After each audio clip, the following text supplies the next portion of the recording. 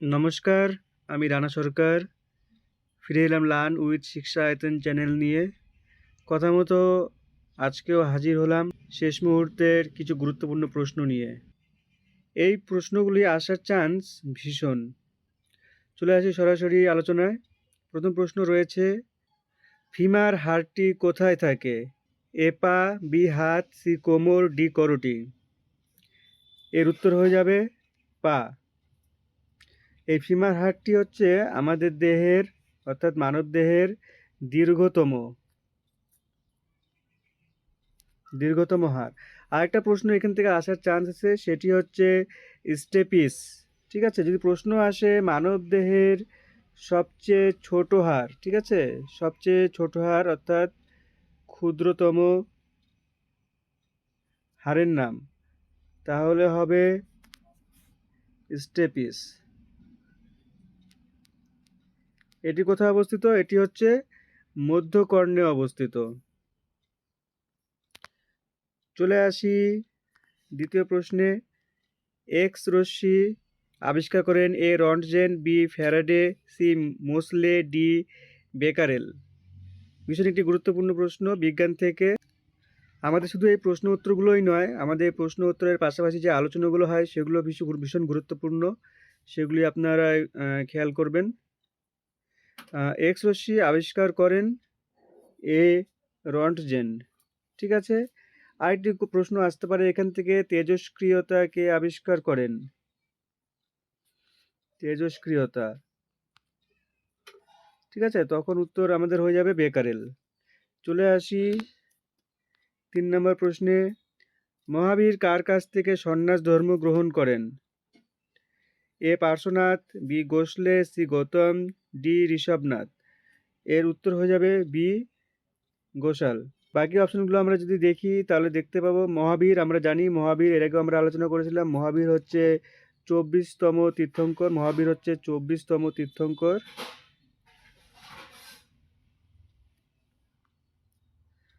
আর ঋষভনাথ যিনি আছেন তিনি আদিনাথ নামে পরিচিত, তিনি হচ্ছে প্রথম। আর রয়েছে এখানে অপশনে পার্শ্বনাথ। পার্শ্বনাথ হচ্ছে 23তম। পার্শ্বনাথ হচ্ছে 23তম। আর রয়েছে গৌতম। গৌতম বুদ্ধ হচ্ছে, আমরা জানি গৌতম বুদ্ধকে বলা হয় হচ্ছে এশিয়ার আলো। এশিয়ার আলো। চলে আসি আমাদের 4 নম্বর প্রশ্নে। সমুদ্রগুপ্তের সভাকবি কে ছিলেন? এ হরিসেন, বি অশ্বঘোষ, সি কালিদাস, ডি নাগার্জুন। অবশ্যই এই প্রশ্নের উত্তর হয়ে যাবে হরিসেন। আর হরিসেন রচনা করেছিলেন কি আমরা জানি, অন্যরকমভাবে প্রশ্নটি আসতে পারে, এলাহাবাদ প্রশস্তি।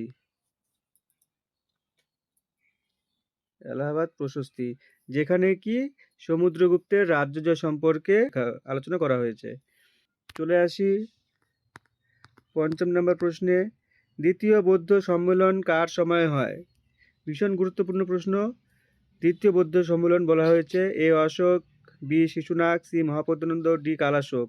অবশ্যই এই প্রশ্নের উত্তর হয়ে যাবে কালাশোক। আমাদের মনে রাখতে হবে বৌদ্ধ সম্মেলন মোট 4টি হয়েছিল। তো প্রথম যেই বৌদ্ধ সম্মেলন হয়েছিল সেটি হয়েছিল রাজা অজাতশত্রু। অজাতশত্রু, রাজা অজাতশত্রু কোথায় করেছিল? রাজগৃহতে। ঠিক আছে, দ্বিতীয় যে হয়েছিল, দ্বিতীয়টি করেছিল হচ্ছে কালাশোক। এই যে দ্বিতীয় বৌদ্ধ সম্মেলন, কালাশোক, দ্বিতীয় কালাশোক কোথায়? বৈশালীতে। আর তৃতীয় করেছিল হচ্ছে অশোক, রাজা অশোক। কোথায়? রাজা অশোক পাটলিপুত্রতে।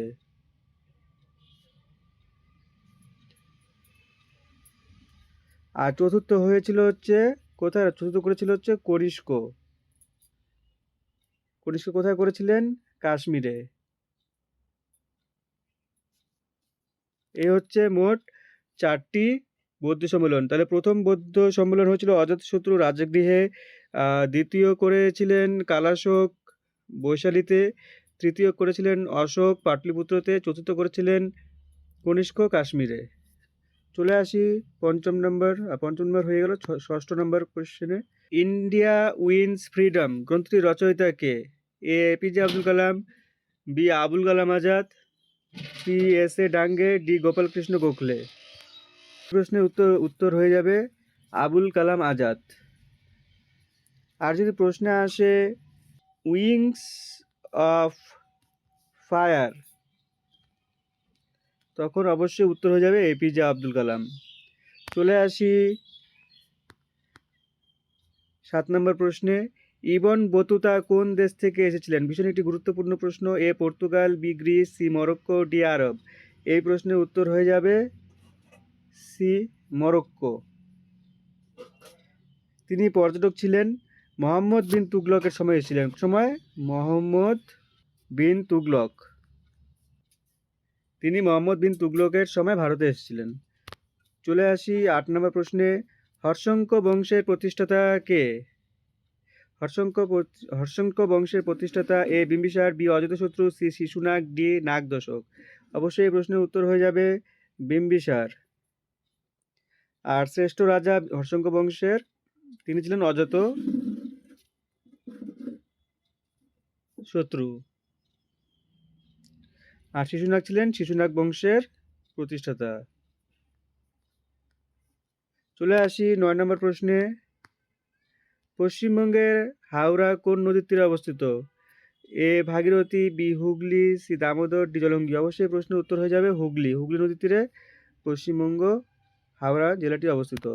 চলে আসি 10 নম্বর প্রশ্নে, ভারতের সবচেয়ে উঁচুতে অবস্থিত সড়কপথটি? এ কুলু, বি লে, সি শিলং, ডি খারদুংলা সড়ক।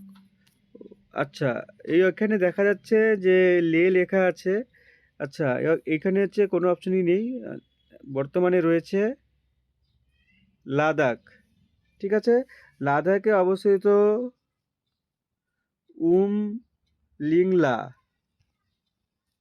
উমলিংলা পাস। ঠিক আছে, এটি হচ্ছে সবচেয়ে উঁচুতে অবস্থিত সড়ক পথ। আর এর পূর্বে ছিল হচ্ছে, যদি আমরা এই লাদাখের উমলিংলা পাস না পাই, তাহলে খারদুংলা সড়ক অবশ্যই দিয়ে আসতে পারবো। চলে আসি 11 নম্বর প্রশ্নে, চিনি উৎপাদনে প্রথম কোন রাজ্য? A Paschimbanga, B Punjab, C Bihar, D Uttar Pradesh. অবশ্যই এই প্রশ্নের উত্তর উত্তরপ্রদেশ হয়ে যাবে। এছাড়াও চিনির পাশাপাশি উত্তরপ্রদেশ গম উৎপাদনে প্রথম। ঠিক আছে, আর পশ্চিমবঙ্গে দুটি রয়েছে, সেটা হচ্ছে পাট, সোনালী তন্তুতে প্রশ্ন আসতে পারে, পাট। আর এছাড়াও ধান উৎপাদনে প্রথম পশ্চিমবঙ্গ। ঠিক আছে, চলে আসি আজকে 12 নম্বর প্রশ্নে, কয়লা উৎপাদনে ভারতে প্রথম স্থান করেছে কোন রাজ্য? A Paschimbanga, B Assam, C Punjab, D Jharkhand. এই প্রশ্নের উত্তর হয়ে যাবে ঝাড়খণ্ড। ঝাড়খণ্ড কোথায়? ঝাড়খণ্ডের ঝরিয়া কয়লা খনি ভারতের প্রথম স্থান অধিকার করেছে কয়লা উৎপাদনে। চলে আসি 13 নম্বর প্রশ্নে, উপরাষ্ট্রপতিকে কে শপথ বাক্য পাঠ করান? আমাদের এই ক্লাসের সরাসরি উত্তরের পাশাপাশি যেই আলোচনাগুলো করা হয় সেগুলি ভীষণ গুরুত্বপূর্ণ। সেগুলো যদি আমরা ধ্যানে রাখি, সেখান থেকেও আমরা প্রশ্নের উত্তরগুলি, বিভিন্ন প্রশ্ন পরীক্ষায় পেয়ে যেতে পারি। আশা করি কালকের জন্যে, গ্রুপ ডি পরীক্ষার জন্য সকলের প্রস্তুতি ভালো রয়েছে। সকলের পরীক্ষা ভালো হোক। আচ্ছা, উপরাষ্ট্রপতিকে কে শপথ বাক্য পাঠ করান? এ প্রধানমন্ত্রী, বি লোকসভার অধ্যক্ষ, সি ভারতের প্রধান বিচারপতি, ডি রাষ্ট্রপতি। অবশ্যই এই প্রশ্নের উত্তর হয়ে যাবে ডি রাষ্ট্রপতি।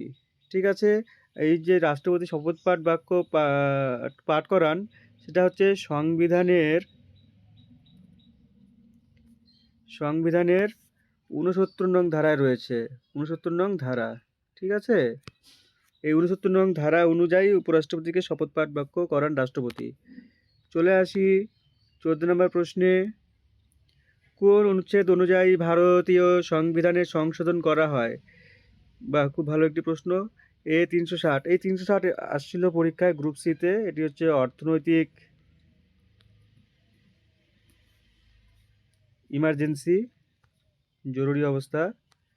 আচ্ছা, অপশন রয়েছে বি 370, সি 368, ডি 350। তো এই প্রশ্নের উত্তর হয়ে যাবে 368। এই 368 ধারা অনুযায়ী ভারতীয় সংবিধানের সংশোধন সম্ভব। আর এই যে আইডিয়াটা, অর্থাৎ এই আইডিয়াটা গ্রহণ করেছিল হচ্ছে কোথা থেকে? দক্ষিণ আফ্রিকার সংবিধান থেকে। দক্ষিণ আফ্রিকার সংবিধান থেকে। ঠিক আছে, চলে আসি আজকের 15 নম্বর প্রশ্নে। জিএসটি, জিএসটির ফুল ফর্ম কি? জিএসটির full form goods and services tax. ঠিক আছে, এটি প্রথম চালু হয় কোন দেশে? ভারতে, বি ফ্রান্সে, সি ইংল্যান্ডে, ডি আমেরিকায়। অবশ্যই এই প্রশ্নের উত্তর হয়ে যাবে ফ্রান্সে। ফ্রান্সে চালু হয় হচ্ছে কবে? না 1954-এ। আচ্ছা, আর ভারতে কবে চালু হয়? ভারতে চালু হয় হচ্ছে 2017। কবে? 1 জুলাই। ঠিক আছে, চলে আসি আজকে 16 নম্বর প্রশ্নে। রেডিয়াম আবিষ্কার করেন কে? এ হেনরি বেকারেল। হেনরি বেকারেল একটু আগে বলেছিলাম, হেনরি বেকারেল হচ্ছে তেজস্ক্রিয়তা আবিষ্কার করেন। B Madame Curie, D Gregor Johann বেন্ডেল, আর সি জগদীশচন্দ্র বসু। চলে আসি, এর উত্তর হবে হচ্ছে বি মাদাম কুরি। চলে আসি পরবর্তী প্রশ্নে। বিরজু মহারাজ, ভীষণ গুরুত্বপূর্ণ একটি প্রশ্ন। বিরজু মহারাজ কোন জাতীয় নৃত্যের সঙ্গে যুক্ত? Birju Maharaj, Birju Maharaj A Mohiniyattam, B Kathakali, C Bharatanatyam, D Kathak. অবশ্যই এই প্রশ্নের উত্তর কত্থক হয়ে যাবে। কত্থক হচ্ছে উত্তরপ্রদেশের একটি ধ্রুপদী নৃত্য। উত্তরপ্রদেশের কি একটি ধ্রুপদী নৃত্য। আর পাশাপাশি রয়েছে এই যে কথাকলি, মোহিনীঅট্টম, এ দুটি হচ্ছে কেরালা। এ দুটি কেরালার নৃত্য। আর ভারতনাট্যম কোথাকার? ভারতনাট্যম আমরা জানি তামিলনাড়ু।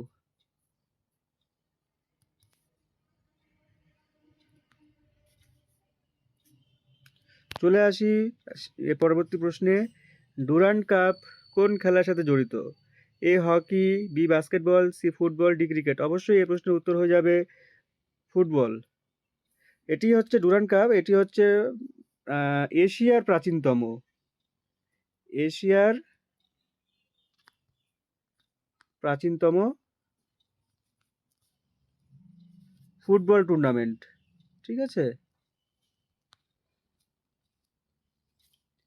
চলে আসি 19 নম্বর প্রশ্নে। কোন ভারতীয় মহিলা প্রথম শতাব্দী ইংলিশ চ্যানেল পার করেন?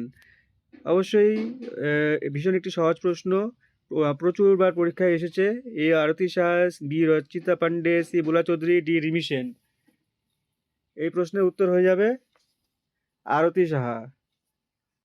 আর যদি পরীক্ষায় আসে প্রথম ভারতীয় যিনি সাঁতার দিয়ে ইংলিশ চ্যানেল পার করেন, তাহলে অবশ্যই উত্তর হবে মিহির সেন। চলে আসি আজকে 20 নম্বর প্রশ্নে, শেষ প্রশ্নে। আপনারা অবশ্যই জানাবেন আমাদের ক্লাসগুলো কেমন লাগছে। প্রশ্ন উত্তরের পাশাপাশি যে আলোচনাগুলো হচ্ছে সব আপনাদের কেমন লাগছে। আজকের শেষ প্রশ্ন, কাকে পৃথিবীর ছাদ বলা হয়? এ পামির মালভূমি, বি দাক্ষিণাত্যের মালভূমি, সি তিব্বতের মালভূমি, ডি কোনোটিই নয়। অবশ্যই এই প্রশ্নের উত্তর হয়ে যাবে এ পামির মালভূমি। এ ছিল আজকে আমাদের 20টি প্রশ্ন। আপনাদের কেমন লাগলো আপনারা অবশ্যই জানাবেন কমেন্ট বক্সে। সঙ্গে থাকুন, পাশে থাকুন লার্ন উইথ শিক্ষা আয়তন চ্যানেল নিয়ে। খুব শীঘ্রই হাজির হব পরবর্তী আরেকটি ক্লাস নিয়ে। ধন্যবাদ।